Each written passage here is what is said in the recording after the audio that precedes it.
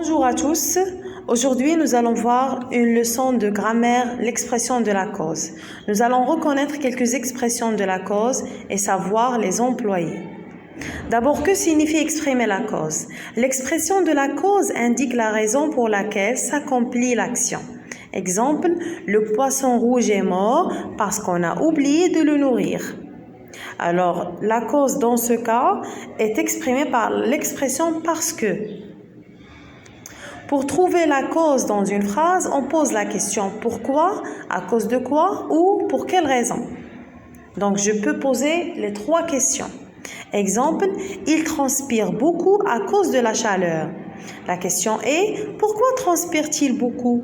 La réponse, à cause de la chaleur. Donc, la cause ici, c'est à cause de la chaleur qui est exprimée par l'expression à cause de.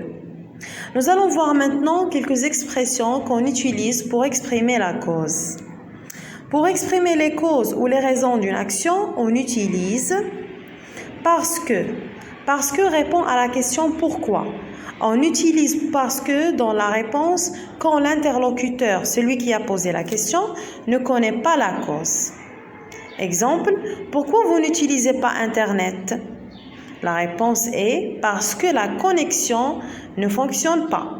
Alors, comme vous observez dans la première réponse, parce que est situé au début de la phrase.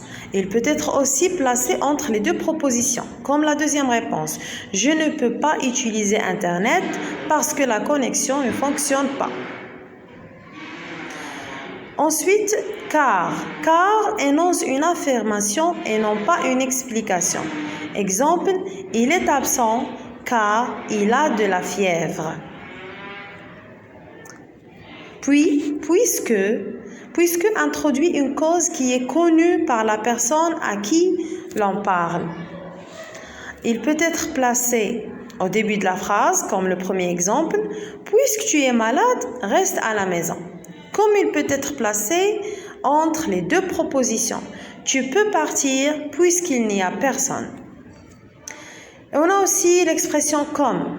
Comme donne une explication. Et il se place toujours au début de la phrase. Exemple, comme ma clé USB est cassée, je ne peux pas transférer mon fichier. Puis, grâce à. On utilise grâce à pour introduire une cause positive. Il est suivi d'un nom ou d'un pronom tonique. Et il peut être placé au début ou à la fin de la phrase. Comme cet exemple, grâce à lui, voilà le pronom tonique, lui, j'ai réussi mon concours. J'ai réussi mon concours grâce à lui. Donc, il peut se placer au début comme il peut se placer à la fin de la phrase. À cause de. On utilise à cause de pour introduire une cause négative. Il peut être suivi d'un nom ou d'un pronom tonique. Et il peut être placé au début ou à la fin de la phrase. Exemple, à cause de lui, Sandra est en retard. Sandra est en retard à cause de lui. Donc, il se place au début ou à la fin de la phrase. En raison de. On utilise en raison de pour introduire une cause qui exprime une justification. On l'utilise en général dans un contexte administratif. Exemple, en raison d'une grève des transports, il y aura peu de trains entre 10h et 15h.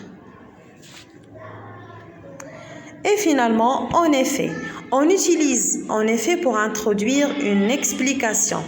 Il est suivi d'une virgule, comme l'exemple, Jacques n'est pas content. En effet, virgule, il a oublié son smartphone. Voilà, la leçon d'aujourd'hui est terminée. J'espère qu'elle vous plaira et que vous l'avez bien compris. Et à la prochaine vidéo.